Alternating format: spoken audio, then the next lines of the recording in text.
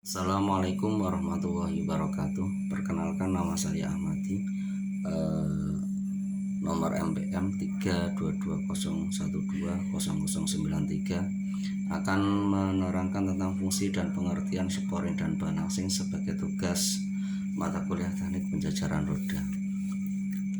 Oke, untuk gambar itu ada model caster yang akan kita terangkan, ada model chamber, dan ada to in, to out, dan push angel. Sebagai gambar ini itu adalah penyetelan yang ada di mobil pada umumnya.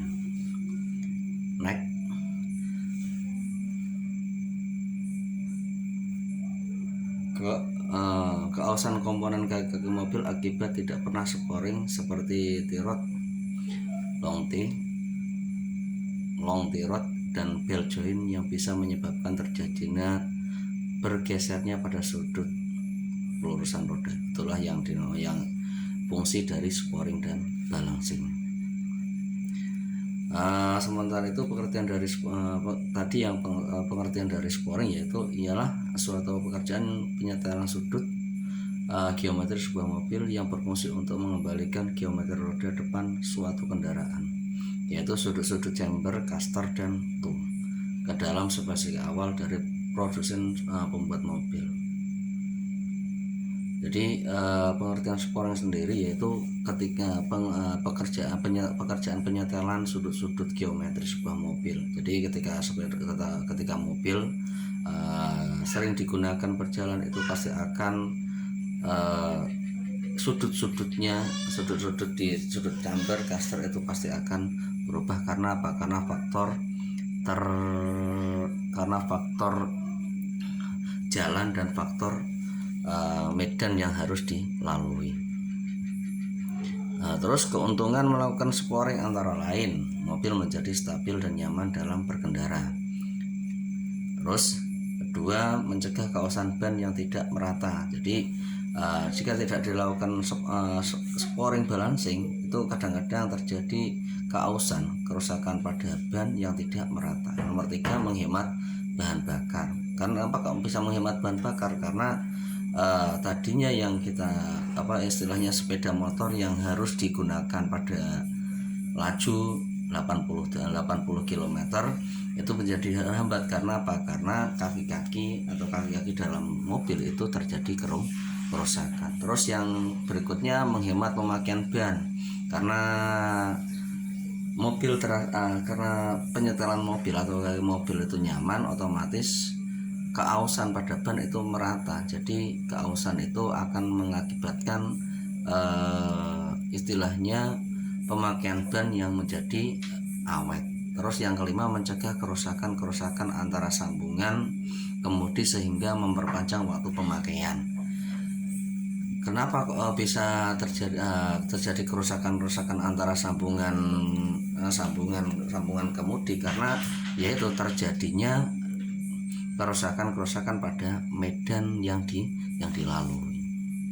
Terus jika tidak dilakukan sporing. Jadi jika tidak dilakukan sporing, mobil menjadi tidak stabil saat berjalan. Otomatis yang nomor dua, kaosan pada ban tidak merata. Bisa makan luar, bisa makan dalam, tergantung kerusakan pada kaki-kakinya. Terus usia ban menjadi lebih pendek karena terjadi tidak merata, sehingga kadang-kadang ban yang sebelah masih tebal, yang sebelah sudah aus atau sudah tipis. Borosnya bahan bakar terjadi karena kita kaki-kaki yang rusak itu menghambat sebuah perjalanan. Ibaratnya gasnya besar tapi laju kendaraan kadang-kadang malah tambah lemah. Terus yang kelima, dapat menyebabkan kerusakan kaki-kaki seperti tirot, long T-rod, dan ball joint.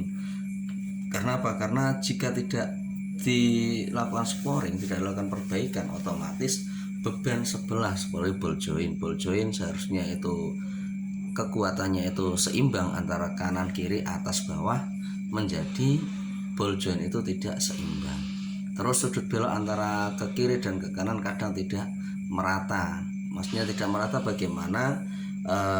antara sudut 90 derajat seharusnya perbelokan 90 derajat. Ketika setir sudah dibelokkan 90 derajat, ternyata malah jadinya 75 derajat. Terus kemudi terlalu berat karena apa? Karena itu kerusakan pada kaki-kakinya seperti ball joint dan yang lain-lain. Sehingga apa? Sehingga efeknya jika kita melakukan pergerakan kemudi itu akan terasa berat. Terus untuk pengertian balancing sendiri, tadi yang dibahas sporing, sekarang balancing yaitu suatu pekerjaan yang dilakukan untuk menyamakan berat ban dan berat velg agar momen inersia di dalam ban besar sehingga roda dapat berputar dengan seimbang dengan suatu alat balan di mana nanti velg akan ditempel timah atau besi balancer. Maksudnya bagaimana? Maksudnya pengertian dari balancing, ketika velg itu sudah tidak seimbang lagi antara atas dan bawah, kanan kiri, itu akan ditempeli sebuah timah agar apa? Agar balancing, agar keseimbangan itu bisa ditemukan. Dengan cara apa? Dengan cara di balancing.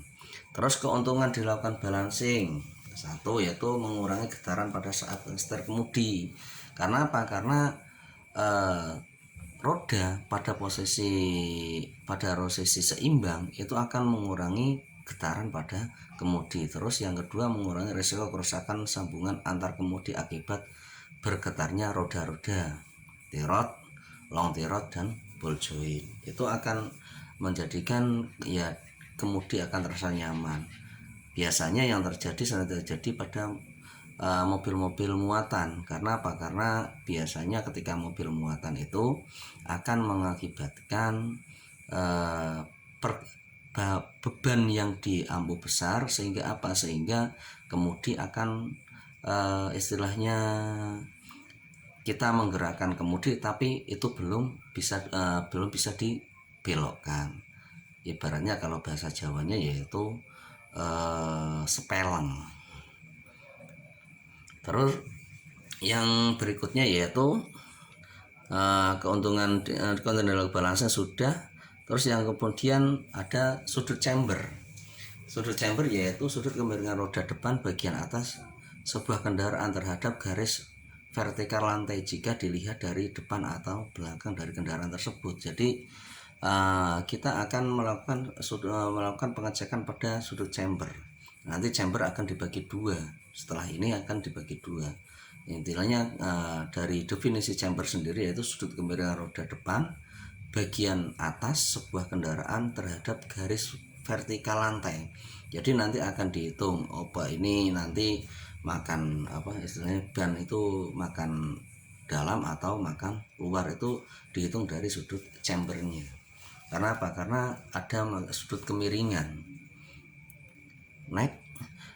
Sedangkan chamber sendiri tadi yang sudah saya katakan, chamber dibagi dua, chamber positif dan chamber negatif. Chamber positif yaitu dimana posisi roda depan bagian atas kendaraan terbuka ke arah luar. Jadi bagian roda depan itu keluar, roda yang bagian atas, roda depan bagian atas itu keluar, sedangkan roda bagian dalam itu masuk. Itu seperti huruf V. Jika dilihat dari depan itu seperti huruf V. Yang atas keluar, yang bawah masuk, kerucut. Terus yang keduanya chamber negatif adalah dimana posisi roda depan bagian atas kendaraan masuk ke dalam, yang akan terlihat seperti huruf A.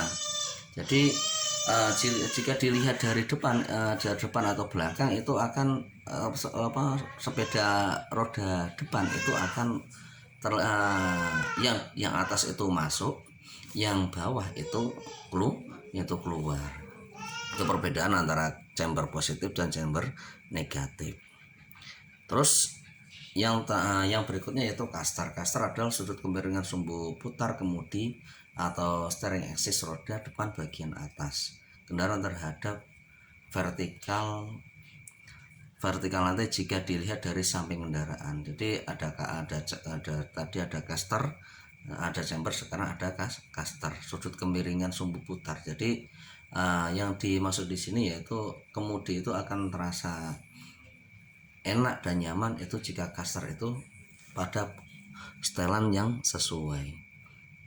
Terus sama, caster juga ada caster positif, juga ada caster negatif. Caster positif yaitu adalah kemiringan sudut sumbu putar kemudi atau steering axis roda depan bagian atas kendaraan berada di belakang.